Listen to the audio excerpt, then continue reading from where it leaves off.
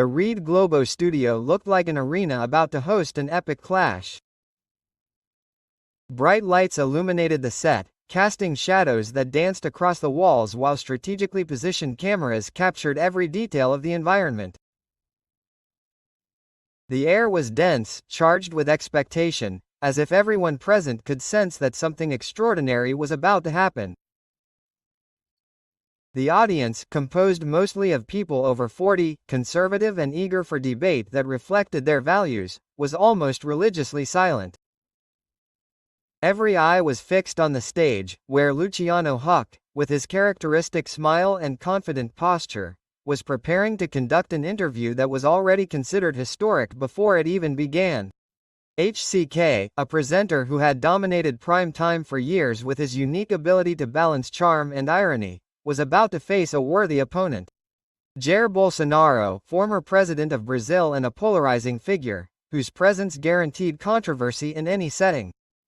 The interview had been billed as an inevitable clash between two opposing worlds, the media elite represented by HCK and the combative populism embodied by Bolsonaro. But that night, no one could have predicted how intense this encounter would be. It all began with an apparently friendly atmosphere. HCK welcomed Bolsonaro with a firm handshake and a cordial tone, but it soon became clear that this would not be a banal conversation. From the beginning, the host made it clear that he intended to challenge the guest, exploring sensitive points and seeking to deconstruct his public image. For Huck, this was more than just an interview. It was an opportunity to expose the weaknesses of a man that many saw as impenetrable. The first question came softly, almost like a test of the waters. Bolsonaro began HCK, slightly adjusting the microphone on his lap. You are known for calling yourself a legend. Don't you think that this attitude of always being in control, of never admitting mistakes, ends up alienating even your allies? The tone was casual, but loaded with subtext. HCK was trying to provoke an initial reaction, to assess how Bolsonaro would deal with direct criticism. Sitting comfortably in his chair, the former president looked directly at the presenter, without showing any sign of irritation. His response was calm and calculated. Luciano, I don't call myself anything. People are the ones who call me a legend, because they know that I don't bow to pressure, and I don't sell my honor for convenience. Now, if you think that's a problem, maybe the problem isn't with me, but with those who can't understand what it means to have principles. The words echoed throughout the studio, echoing amid discreet applause from the audience. HCK, however, was not intimidated. He knew that this was just the beginning. With an ironic smile, the presenter decided to move on to a delicate subject, the Bolsonaro family. Speaking of principles, he continued, now with a more incisive tone. Your wife Michelle has been the target of much criticism. Some say that she is a decorative figure who has no active voice in the government. What do you have to say about that? Bolsonaro's expression changed instantly. Although he still remained calm, there was a seriousness in his features. Luciano, my wife is a woman of character who has always been by my side, not only as First Lady, but as a mother, wife and companion, he replied firmly. She does not need to expose herself to prove her worth. Those who criticize Michelle do not know her story, do not know her struggle and her dedication to her family and country.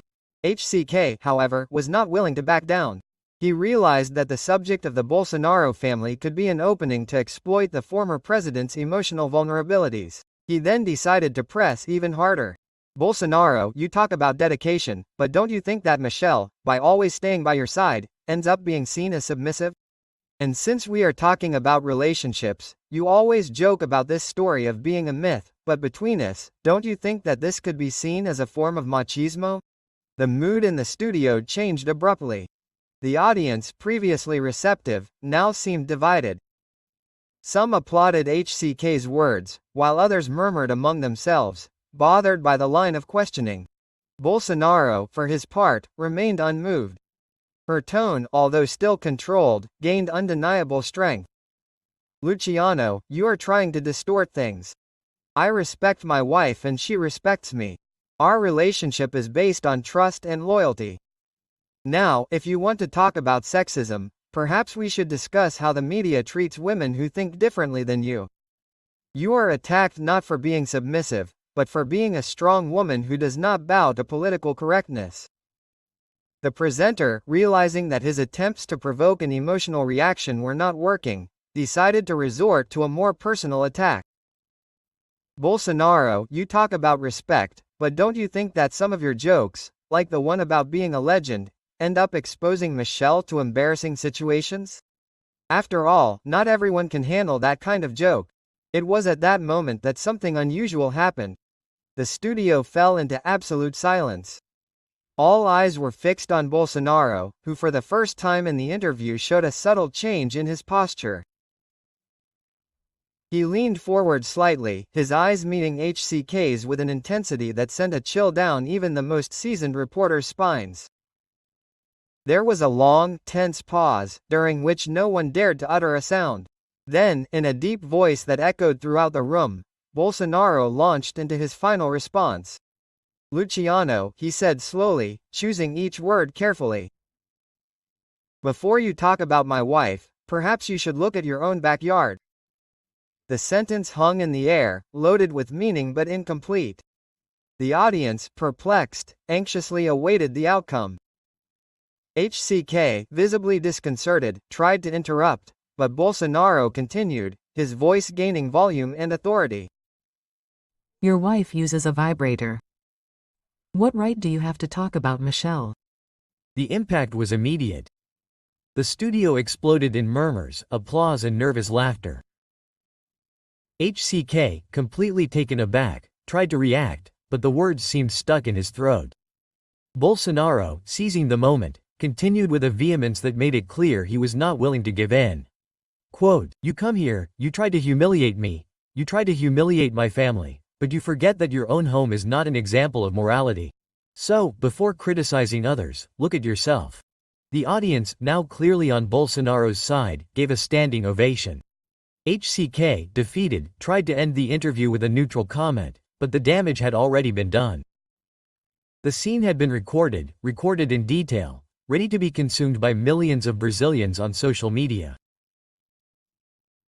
In the following days, excerpts from the interview quickly went viral, turning into memes and videos shared on a massive scale. Hashtags such as Bolsonaro destroy HCK and respect Michelle invaded global trends, generating heated debates about ethics, hypocrisy and the role of the media in Brazilian politics. Opinion articles tried to minimize the impact of the episode, but the truth had already been revealed. Even in front of one of the biggest figures on Brazilian television, Bolsonaro proved that he would not hesitate to defend his family and his principles. For many, that interview marked a turning point. It symbolized resistance against a media elite that often tries to impose its narratives without listening to the other side. HCK, whose image as a friendly and approachable presenter had been a party, became the target of ridicule on social media. His attempt to expose Bolsonaro resulted in his own ostracism, while the former president further consolidated his position as a courageous and resilient leader. The story does not end there. The repercussion of the interview went far beyond social media and traditional news outlets. The following day, newspapers across the country published divergent editorials about the incident. While some outlets praised Bolsonaro for his ability to counter personal attacks with force, others harshly criticized him for allegedly overstepping ethical boundaries by mentioning the private life of Angelica, HCK's wife. This division further heightened the public debate, calling into question not only the conduct of both protagonists, but also the ethical standards that govern politics and the media in Brazil. Within HCK's own home, the atmosphere was tense. Close friends reported that the presenter spent days avoiding commenting on the incident publicly, preferring to focus on smaller, less exposed projects. Some sources said that he even considered reducing his participation in the program, fearing that his image had been permanently damaged. On the other hand, Angelica adopted a more open stance, giving interviews in which she defended Huck's freedom of expression, but at the same time asked for respect for the privacy of both. The biggest twist was yet to come. A week after the interview, a series of leaks brought to light unexpected information about the negotiations that preceded the meeting. Internal documents from Rede Globo indicated that the network had offered special conditions for Bolsonaro to participate in the program, including guaranteed space for rebuttals and the possibility of reviewing parts of the script before recording. These details were interpreted by some as evidence that the broadcaster was willing to make concessions to ensure ratings, while others saw it as a deliberate strategy to create a false narrative of neutrality. Faced with this new context, Bolsonaro took advantage of the situation to further strengthen his position. During a press conference held in Brasilia, he declared that he had accepted the invitation precisely to show the public that he was not afraid to face his critics in a hostile environment. "I knew that I would be attacked, but I also knew that the truth would prevail," he said, emphasizing that his response to the comment about Angelica had been purely defensive. "When someone invades my private life, I have the right to respond in kind." The statement had a significant impact, especially among his most loyal voters. Many interpreted it as a gesture of courage and authenticity, further reinforcing Bolsonaro's image as a politician willing to face any adversity. However, it also generated criticism from progressive sectors who accused the former president of using populist strategies to divert attention from more important issues, such as public policy and fiscal responsibility. At the same time, the international repercussions of the interview attracted the attention of global media. Newspapers such as the New York Times and The Guardian devoted extensive articles to the episode, analyzing it from different perspectives. While some highlighted the growing political polarization in Brazil, others focused on the complex relationship between media and power in the country. The Financial Times editorial even suggested that the HCK Bolsonaro case symbolized a broader battle between traditional institutions and emerging populist movements in various parts of the world. In the domestic political arena, the interview had direct repercussions on the campaign strategies of several parties. Opposition leaders began to study ways to exploit the division caused by the episode, while Bolsonaro's allies used it as an example of heroic resistance against the establishment. In some regions of the country, groups organized public demonstrations in support of the former president, carrying signs with slogans such as, "Respect our families and we will not be silent." Months later, when the dust finally began to settle, it became clear that the interview had profoundly changed the Brazilian political and media landscape. Rede Globo, despite continuing to be one of the main sources of information in the country, saw its audience suffer a significant drop in some segments. HCK, in turn, maintained his position as presenter, but never completely achieved the brilliance of the past. Bolsonaro, on the other hand, consolidated as a central figure in the national debate, continued to use his popularity to shape Brazil's political and cultural agenda.